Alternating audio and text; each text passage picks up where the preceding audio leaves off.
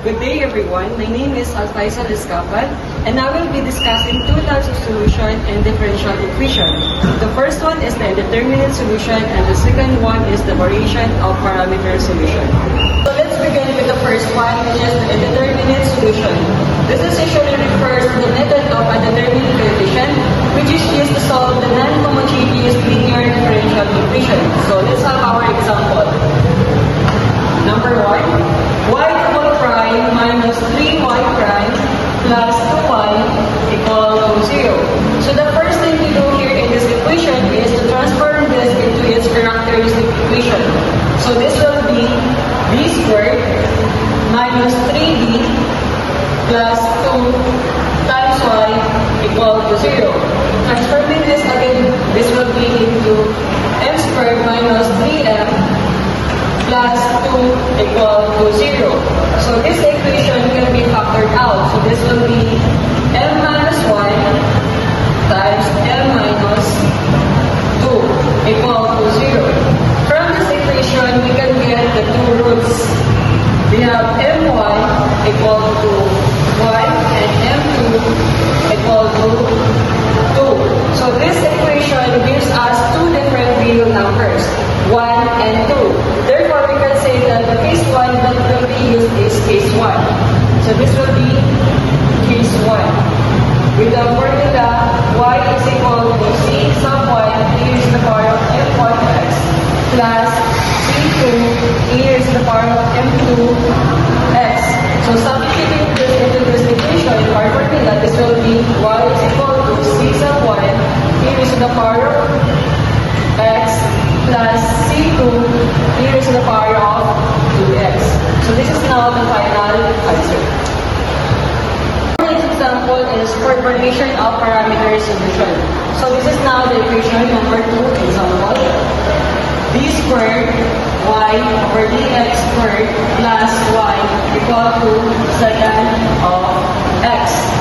So this is a non-homogeneous linear differential equation, and our goal here is to find the general solution, which is the sum of the complementary solution and the particular solution y sub t. So in variation of parameter solution natin ito makabok ng button. To get the complementary solution, test for independence, and to get the particular solution in order for us to get the general solution. Now let's solve this equation or problem. So the first thing to do here is to transform this into its characteristic equation. This will be b squared plus y times y equal to 0. Transform it again, this will be m squared plus 1 equal to 0. Transpose this 1 to the other side, this will be m squared equal to negative 1.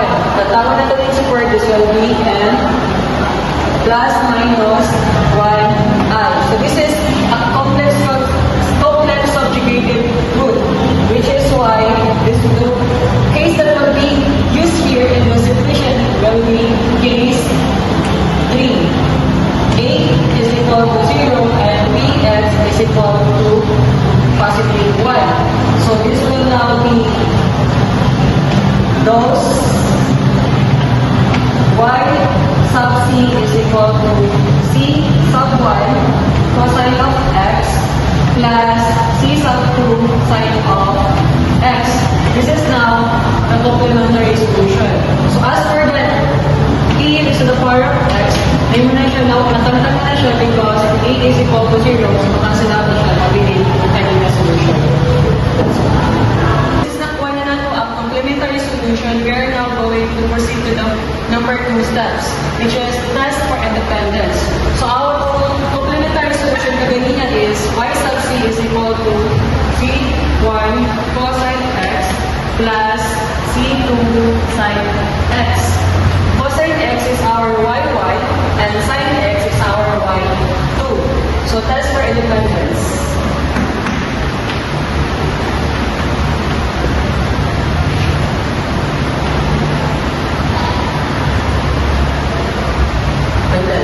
So para masaktan na to siya, we are going to test the data.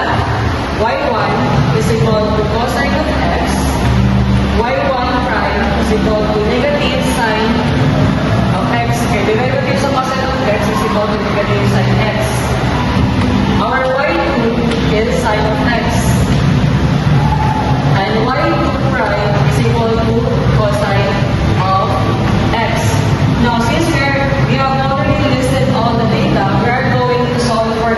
W.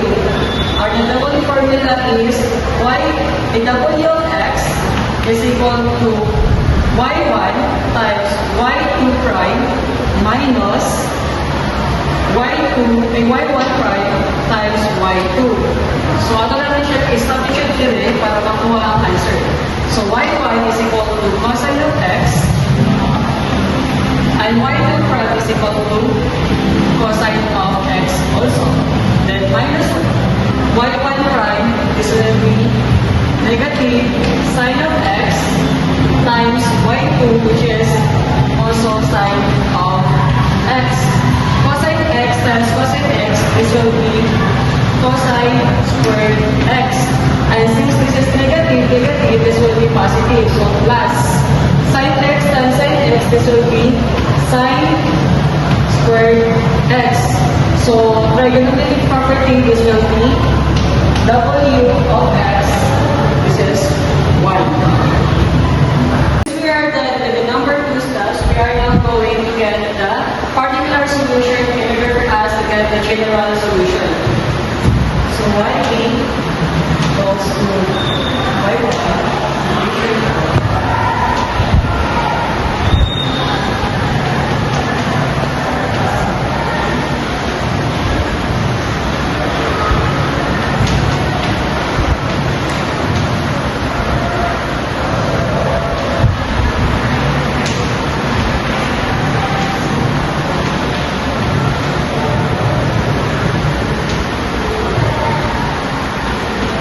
So this is the formula in order for us to get the particular solution y sub p. So with the data that we have gathered, we are now going to substitute this here to get the answer. So cosine of x, y2 is equal to sine of x, and this one,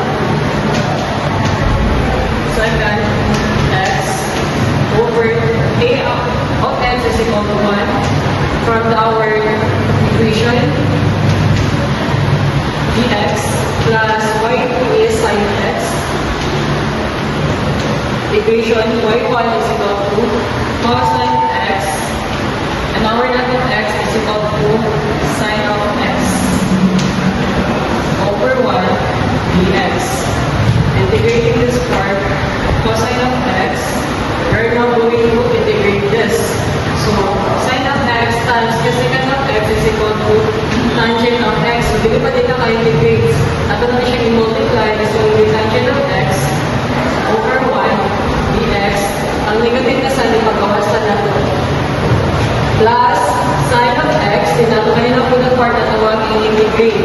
So, cosine of x times secant of x is equal to integrate of is equal to 1. So 1 over 1 dx.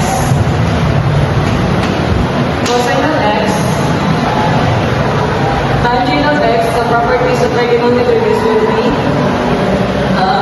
integrate of sine of x over cosine of x dx plus sine x copy. Integrate sa 1 over 1 dx is equal to x.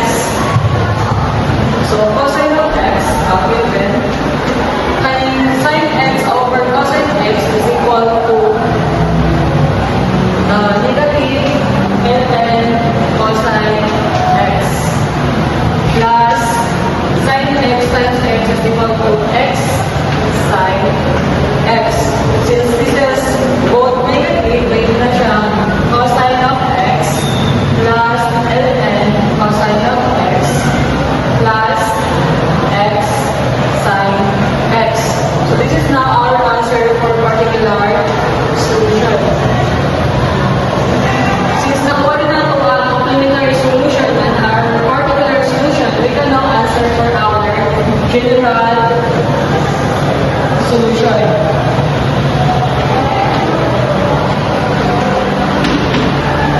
So the formula for getting the general solution is y is equal